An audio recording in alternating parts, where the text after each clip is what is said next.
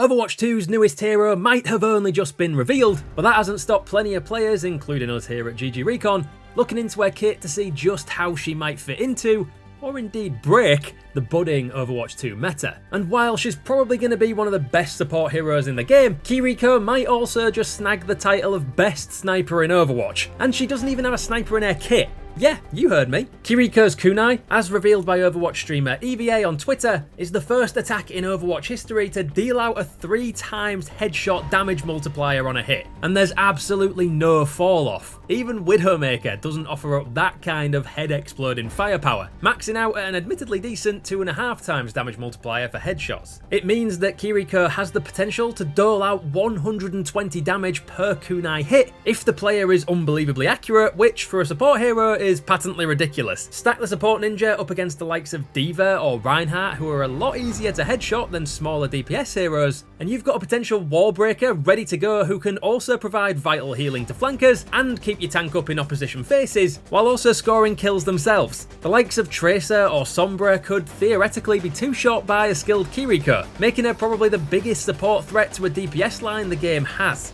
But it's not like Kiriko mains are going to be dropping headshots left and right. They're hard to hit with, and the skill ceiling on the Afuda wielding ninja is undoubtedly going to be one of the highest Overwatch has ever seen. The pro players might be able to get ridiculous value out of Kiriko, but that doesn't mean you and me are going to be bagging 10-player kill streaks while popping heals left and right. Instead, Kiriko's way more likely to stick to her healing role for the main part in lower ELOs. Her healing Afuda doesn't require too much aiming in contrast to her kunai, and delivers some solid tier heal ticks on every hit if the recent dev chat is anything to go by. Her swift step, while it seems incredibly powerful because of its range and ability to go through walls, is actually way more useful when it comes to keeping your team in a fight than it is to go on the offensive. First of all, it has a 7-second cooldown, which means if you waste it trying to save a rogue damage hero who Leroy Jenkins themselves into the enemy line, chances are you're going to die too, long before you've been able to heal them up or use Protection Souza to keep them in the fight. Instead, it's going to be about positioning Kiriko between your tank and damage line and managing their heals as best you can, jumping between the two whenever they come under threat. It's another reason Kiriko is going to have a ridiculously high skill ceiling, because any Kiriko main is going to need galaxy brain situational awareness to not be constantly pulled across the map and out of position trying to keep everyone alive. In the same vein as Swift Step, Protection Suzu also requires next level game sense and ability management to get the most value out of. It has a 14-second cooldown, which is fair enough. It does stave off all damage and remove all negative effects, including sleep, which has been the bane of the main tank role for many a moon. It even makes Kiriko a counter to Junker Queen's anti-heal debuff, which the game desperately needs,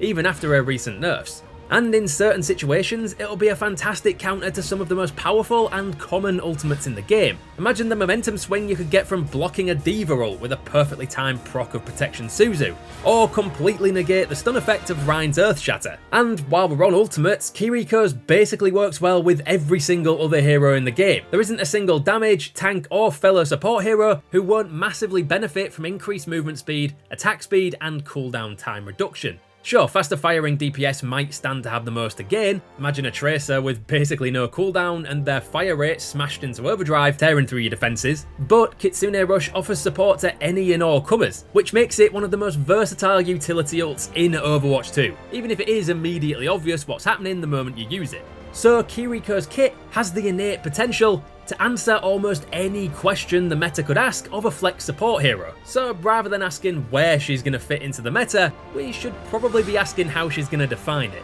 especially at the highest level of play. Where do you think Kiriko will fit into the meta? Do you think she'll dominate every level of play?